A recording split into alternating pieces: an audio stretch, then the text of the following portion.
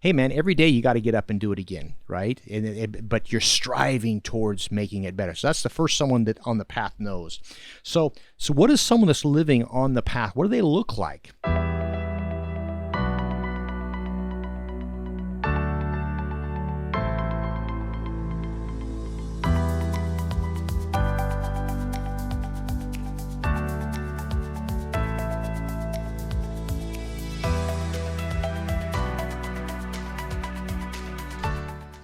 Welcome to the Satori Lifestyle Podcast. I'm your host, Dave Kovar, and today I'm going to go solo, and the topic is living on purpose. What the heck does that mean? Well, so the question sometimes you might hear mentioned is, are you living on purpose? Well, I think it's interesting that a lot of people spend more time planning their vacation than they do designing their life, right?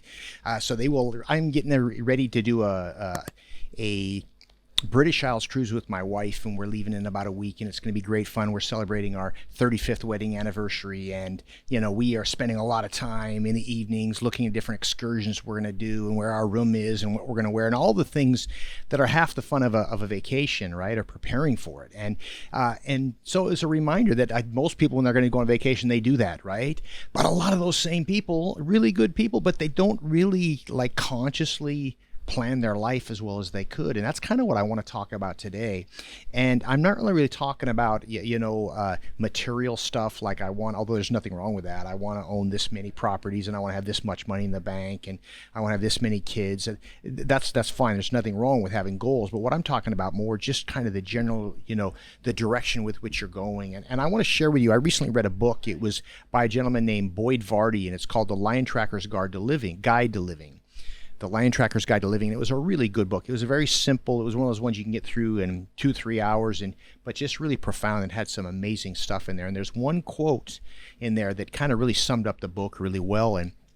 And he was learning how to track from this famous tracker that was supposed to be one of the best trackers in South Africa. And he's a little kid, and this tracker, I believe his name was Sully, but don't quote me on it, was getting ready to go track a lion. And he said, "Hey, sir." So Boyd Vardy as a kid goes, "Where are you going to find the lion? Where are you going to go to find the lion?"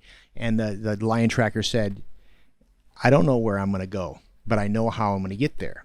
And Boyd goes, "Well, what do you mean?" He goes, "Well, the first thing is I can't decide I know where the lion's going to be.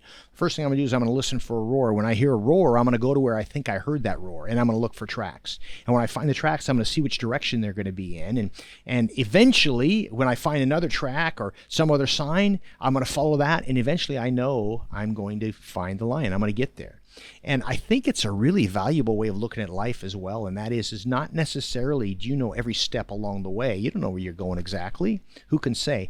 But you know how you're going to get there. And what does that mean? Living a life on purpose. That's what I want to talk about today. I want to cover just some basic ideas. And so if you think about it, so let's just assume that because you're listening to podcasts, and chances are you are someone that is mindfully trying to get to the next level.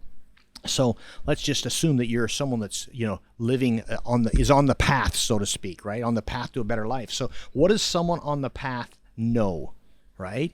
Well, one of the things that they know is that true perfection is unattainable. However, if you chase perfection, you will catch excellence. And what that means is that you're never going to arrive. We're always arriving. I remember reading a book one time, and I'm paraphrasing a bit. It was by Dan Millman. And at the end of the book, he had all these adventures. It's kind of a great coming of age book. I believe it was Way of the Peaceful Warrior. And at the end, he's talking about he's hanging out on a beach and he in Spain. He's had all these adventures, and he's figured it out. He's figured out life, and it's all going to be great. And, he's never going to have another moment of anything that's just not bliss, right? Then all of a sudden, then his plane's late and gets delayed, and he loses his luggage, and all these things happen. And so there's a great quote that goes like this: "Before enlightenment, chop wood and carry water. After enlightenment, chop wood and carry water." What that means is that, hey man, every day you got to get up and do it again, right? But you're striving towards making it better. So that's the first someone that on the path knows. So what is someone that's living on the path? What do they look like? And how would you spot them? Well, They look like everyone else. Okay. The only difference is they look very ordinary. The only difference is they do their best to live an extraordinary life. And what does that mean? It means just doing everything, immersing themselves in whatever project they're doing at the time to their best of their abilities, making that their habit. Easy to do? Absolutely not. But really, it's not. People from all walks of life get into the next level just by mindfully putting their spirit into whatever the heck that they're doing. So what is somebody that's on the path? What do they focus on? And they focus on, and that would be process. There's a very famous coach by the name of Nick Saban, and he talks about process. When people ask him, how are you going to make a good team? It's like, hey man, just focus on the thing you're doing now, having the very best practice you can have now. And it kind of sums up the quote that I learned from my father, and that is take care of the years. Excuse me, let me try that again. Take care of the days, and the years take care of themselves. And I think it's a really valuable way to look at it. So what are we talking about with process? Well, there's several things. So first off, throughout the day, when you're focusing on what you can do in the very moment, things that you can focus on are posture. Right now, how's your posture? Breathing. When you're walking, stride, your balance, your intent. Like when you have a conversation with someone, you meet someone, are you fully immersed in that? Or can you make it a point to really connect with them? And if those are some examples of what you can do any moment at any given time. The other thing is literally, if you are, what keeps you in the present moment is being mindful of what it is that you're doing. For example, when you're walking upstairs, can you just, next time you walk up a set of stairs, can you practice walking up as lightly as possible? Maybe another time you're walking upstairs, you do 2 at a time, or you even challenge yourself, walk backwards upstairs. By the way, caveat, that's really challenging, so be careful if you do that and don't be in a hurry. But the whole idea is for internally, what can I do is on the task at hand. That's what I can focus on. And then externally, what can I focus on? Service. Okay. What can I, just in my little circle, what can I do for the people in my circle on a regular basis? And that's something that we all appreciate, a little kindness from time to time. And the last one, when it comes to living on purpose, another thing to be thinking about is, what does someone on purpose understand? They understand that there's going to be plateaus. It's never easy. Life is never easy for really anyone. And there's a great quote, a Japanese quote goes, Nana karobi yaoki.